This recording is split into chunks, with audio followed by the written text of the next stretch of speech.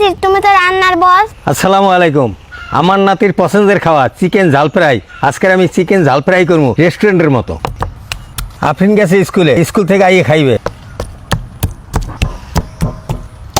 মাংসটা কেঁচা হয়ে গেছে, এখন মশলাটা মাইকে নেব। আদা রসুন বাটা, মরিচের গুঁড়া, গরম মশলা, জিরা ধনিয়ার গুঁড়া, গোলমরিচের গুঁড়া, বেসন, লবণ, কর্নফ্লাওয়ার।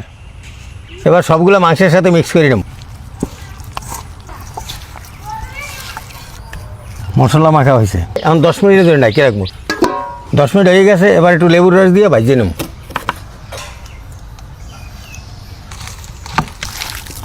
তেল গরম হয়েছে, এখন ভাজিয়ে নেব।